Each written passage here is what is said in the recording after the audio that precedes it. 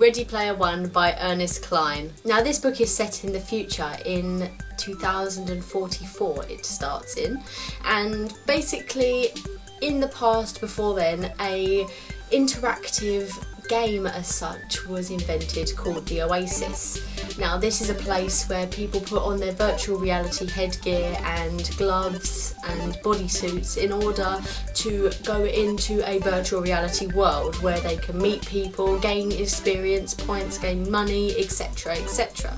The book starts off with a message from James Halliday, who is the creator of the Oasis, as it's called, and he has died, and in his will he is asked for a contest to go about where he has got the prize of all of his fortune along with the ownership of the Oasis up for grabs. The winner has to have figured out different puzzles along the way in order to actually find 3 keys to open different gates in order to actually win the contest. And we are shown this story from the perspective of Wade Watts, aka Parzival on the Oasis. Now, as a lot of people have already mentioned, this book has a lot of 80s references in it, but as much as there were 80s references, there were also a lot of gaming references. As I was reading it, I picked up on 1 or 2 of the 80s references, and I vaguely knew some of them, but the majority of them I had absolutely no idea what they were going on about. But with regards to the gaming references, I was over the moon because I like to play a lot of role-playing games, and it was totally up my street with regards to the terminology and what was actually happening with regards to the game.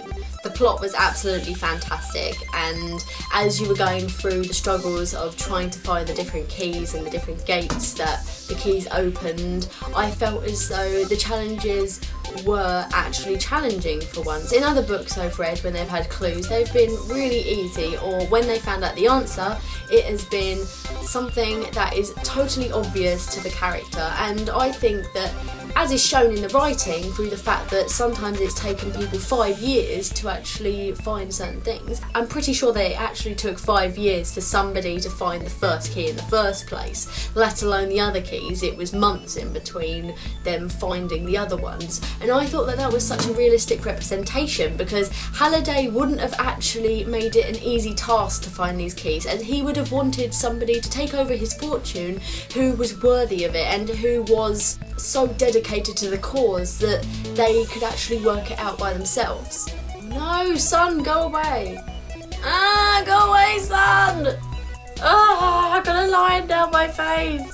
I didn't find the book to be at all predictable, and I felt as though everything happened for a reason. The little plot twist that happened, and the idea of the corporate company wanting to win in order to make more money for themselves, was such a brilliant idea, in the way that they actually paid people to find the egg so that they'd be able to take over the company.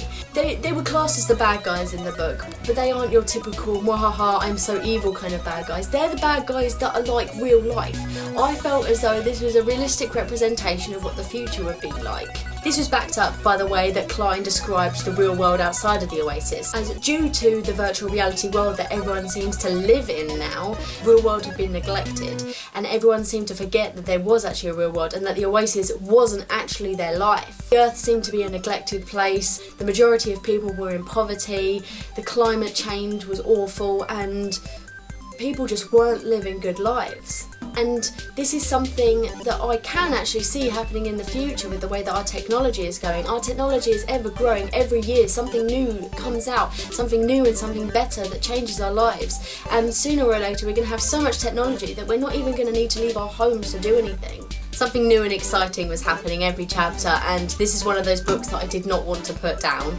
There were so many different ways that this story could have ended, and I don't think that it was completely obvious what was going to happen, and that's what I loved about it. I'm absolutely so pleased that I bumped this up my to be read pile, because this book has turned out to be my favourite book of this year, let alone my favourite book that I've read ever, I think, because it is absolutely fantastic and I really cannot praise it enough. I honestly don't have any bad points about this book, as I feel that it was amazing in every single way. Character, plot, tension, plot twists, ending, moral.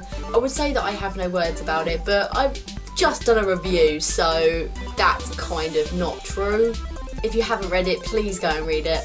If you have read it, however, let me know what you think of it in the comments below, as I'd love to hear what everyone else thinks about it. I think that's all from me anyway, so I will speak to you later. Bye!